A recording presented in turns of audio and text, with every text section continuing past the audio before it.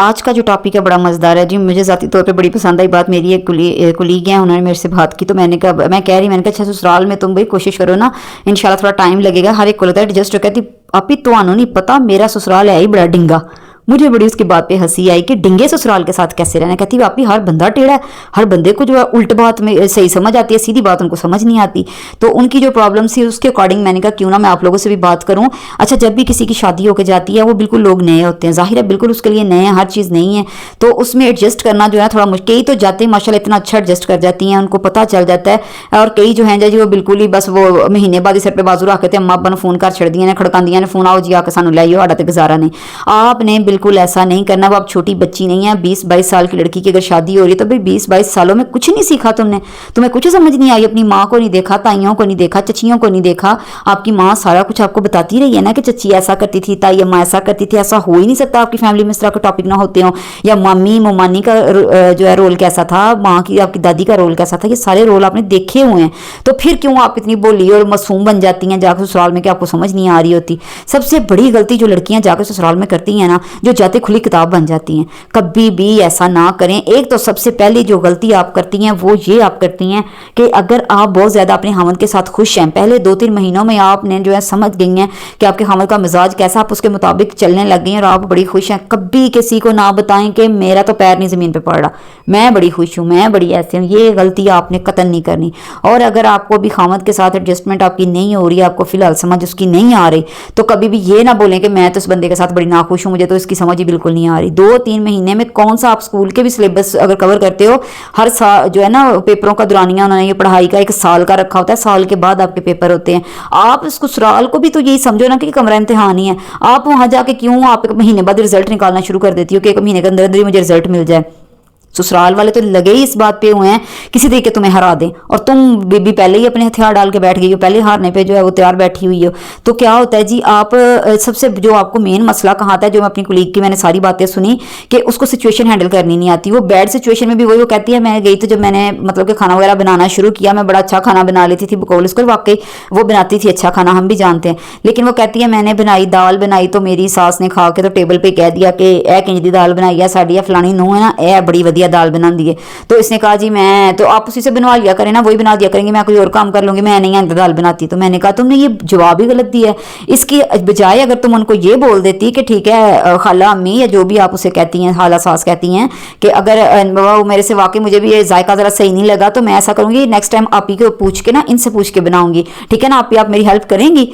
तो अगर आप ऐसा कहती तो सास भी कहती हाँ पुत्र ने दसी। तो इतनी सी बात थी, बनानी फिर तुम नहीं थी। और अगर आप ही के कहने पे बनाती फिर सास ने कभी भी नहीं था कहना नहीं थी अच्छी बनी, क्योंकि अब तो तुमने आप ही से पूछ के बनाई थी। तो ये सिचुएशन को हैंडल करने वाली बातें होती हैं। और आपने जो है ना फौरन से ओवर रिएक्ट नहीं करना, ओवर होकर फौरन से नहीं बोल देना नहीं यानी मेरे को होंदा फिर इंज कर लो, फिर फलाने को करवा लो, फिर टिंगे को करवा लो। इधर से मामले खराब होते हैं। कहते डी जबान है यदि इन्हों एक तो काम करना नहीं आता, अगर हमने कुछ बोला तो आगे से इसने ये जवाब, ये यहाँ आके मैंने कहा तुमने गलती की है यार, ये तुम्हारी गलती है। और यहाँ से तुम लोग की बात का बतंगड़ बनाओ। कहते हैं खुदा पहाड़ निकला चूहा, बड़ी बड़ी आपने शादियों के बाद क्लैश देखे होंगे और एंड पे निकलता क्या, कुछ भी नहीं, छोटी सी बात। और ये दाल वाली भी छोटी सी बात है, किसी को क्या बताओगे दाल पे झगड़ा हो गया था। तो ये जो है ना कुछ सिचुएशंस को हैंडल करना आप भी सीखो।